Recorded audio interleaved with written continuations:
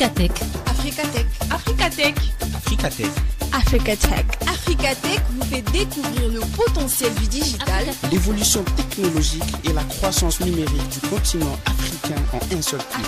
Africatech, en un seul clic. Africatech, Émission qui s'intéresse à l'impact du numérique sur le continent africain. Africatech. Africatech. Africatech.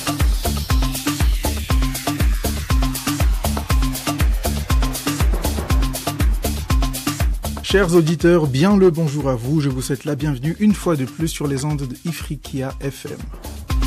Vous serez en compagnie de Moïse Self pour ce nouveau numéro d'Africatech. Africatech, l'émission qui parle de technologie pour l'Afrique. Alors comme d'habitude, nous commencerons notre émission par l'agenda technologique avec notre rubrique La Minute Click. Par la suite, nous enchaînerons avec la Minute Décryptage dans laquelle Sherifa Obon nous présentera une chronique sur l'essor du commerce électronique à Abidjan, précisément Côte d'Ivoire. Et nous terminerons avec le débat virtuel qui portera sur la RDC dans son combat, dans sa lutte contre les faux diplômes. Mais je ne serai pas seul lors de cette émission. Permettez-moi de vous présenter le plateau qui va m'accompagner. Alors j'ai ici avec moi Sherifa Obon, chroniqueuse à Ifriqiya FM du Gabon. Bonjour Sherifa. Bonjour Moïse, bonjour l'Afrique. Je serai aussi en compagnie de Karen Novelle du Mozambique, également chroniqueuse à Ifriqiya FM. Bonjour Karen. Bonjour Moïse, bonjour chers auditeurs. Et pour terminer, Ruth Zonou, également chroniqueuse du Bénin. Bonjour. Bonjour Moïse, bonjour tout le monde. Alors, sans plus tarder, passons à la Minute Click. Africatech. La Minute Click. Clique sur l'Afrique. Les actualités Les actualités phares de la semaine. Africatech.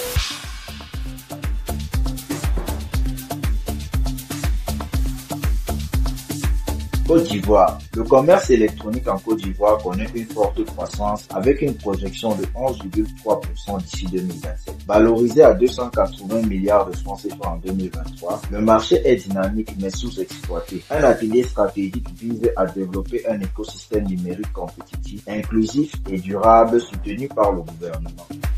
Amazon Web Services. Amazon Web Services investira 1,7 milliard de dollars pour développer le cloud et l'intelligence artificielle en Afrique d'ici 2029. L'annonce faite par AWS Summit 2024 à Johannesburg souligne l'importance stratégique du continent pour AWS. L'investissement inclut l'IA générative via la plateforme Amazon Bedrock.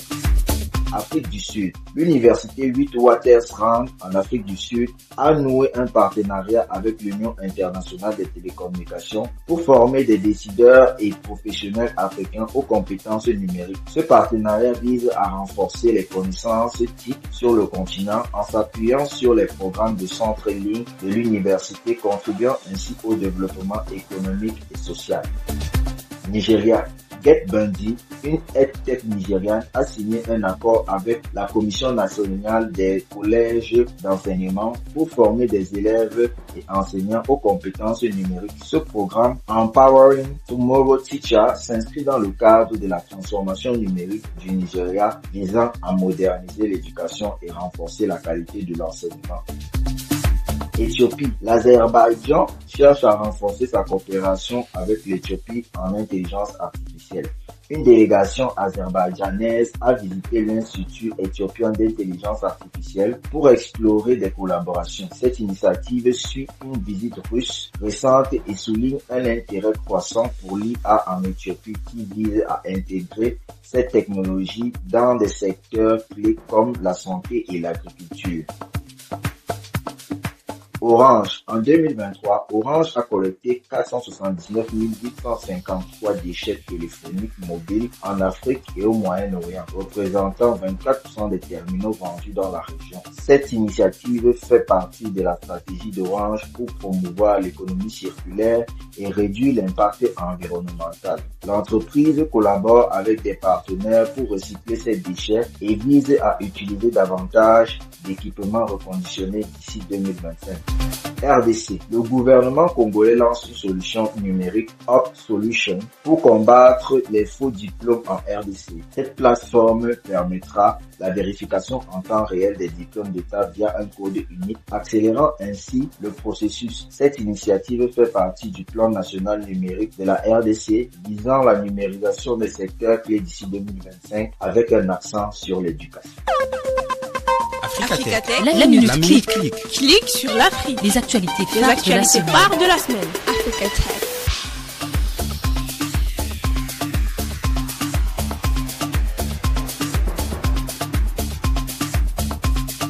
Très chers auditeurs, comme mentionné précédemment, pour la minute décryptage du jour, nous aurons Chérifa Bonne qui nous présentera une chronique sur l'essor du commerce électronique en Côte d'Ivoire. Africatech. La minute décryptage. La minute décryptage. Africatech. Analyse et commentaires sur le digital. Africatech.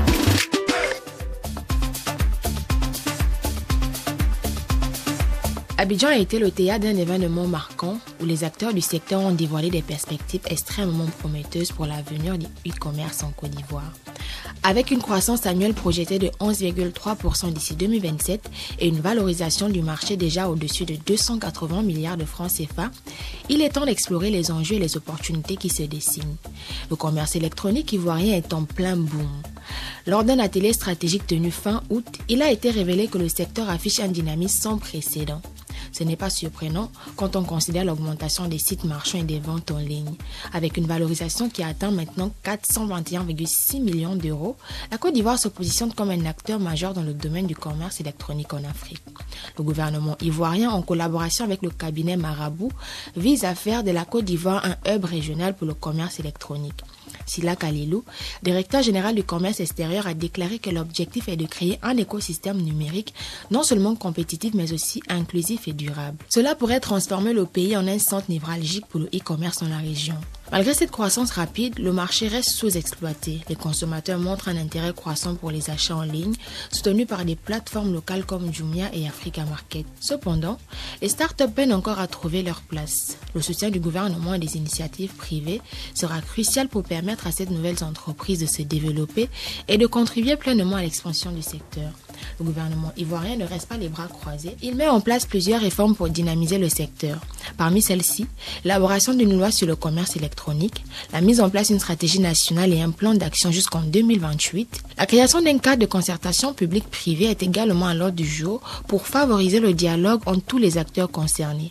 La Côte d'Ivoire est sur le point de vivre une véritable révolution dans le domaine du commerce électronique. Les perspectives sont prometteuses, mais des défis demeurent. La clé du succès résidera dans la capacité du pays à surmonter ses obstacles et à capitaliser sur ses atouts. Restez avec nous pour suivre cette évolution passionnante et découvrir comment la Côte d'Ivoire pourrait bien redéfinir le paysage du e-commerce en Afrique de l'Ouest. Africatech. La minute décryptage. La minute décryptage. Africatech. Analyse et commentaires sur le digital. Africatech.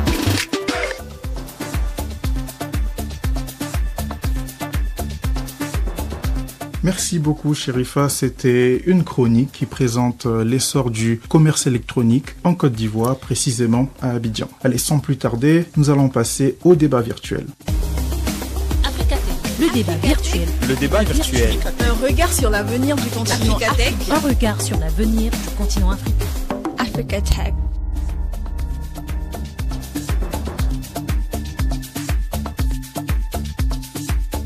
Chers auditeurs, mes invités, moi sommes de retour pour le débat virtuel, la dernière rubrique de notre émission. Aujourd'hui, nous parlons de numérisation toujours, en RDC cette fois-ci, où le gouvernement lutte contre les faux diplômes avec une solution appelée OPT Solutions. OPT Solutions, pour vous faire une petite présentation, c'est une plateforme gouvernementale qui a été mise en place pour aider à la lutte contre la propagation, contre la circulation des faux diplômes. Comment ça se passe? Très simplement, à chaque fois qu'un étudiant inscrit dans une université de l'État termine son cursus, il lui est remis un code à 14 chiffres qui peut lui permettre de vérifier si son diplôme est enregistré au niveau du ministère ou non. Simplement, c'est ça. Alors, vous, chroniqueuse qui est ici avec moi, j'aimerais d'abord avoir vos impressions sur le projet, sur l'initiative. Qu'est-ce que vous en pensez, Chérifa? Pour moi, c'est une très belle initiative parce que ça permet d'améliorer le service public. Ça permet également d'améliorer le système éducatif congolais. Très bien, donc on retient améliorer le service public, améliorer le système éducatif congolais. Exactement. Karen? Je suis vraiment d'accord avec Chérifa, c'est qu'elle vient de dire que ça va apporter des avantages au diplômés. Il va aussi améliorer le service éducatif et aussi le service du gouvernement. Très bien. Et Ruth? Comme on déjà dit, Sherifa, la numérisation des diplômes en RDC est un levier puissant pour dans la réduction des fraudes, et aussi ça va permettre ça va donner un accès rapide aux diplômes et aussi dans la gestion des diplômes. Très bien. Sherifa, tu as parlé d'un atout pour le système éducatif. Est-ce que tu peux nous en dire plus là-dessus? Oui, c'est comme tu le disais en amont. Donc, c'est une solution. Cette plateforme va permettre de vérifier automatiquement et en temps réel les diplômes d'État et attestations de réussite délivrés par l'État congolais. Donc ça permet de vérifier les diplômes en fait.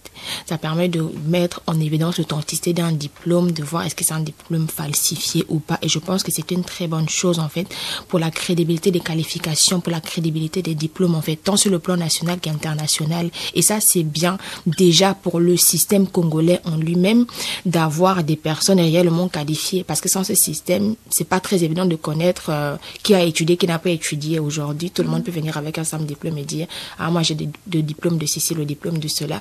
Et c'est quelque chose que les gens font souvent dans leur CV. Je sais parler arabe, je sais parler ceci.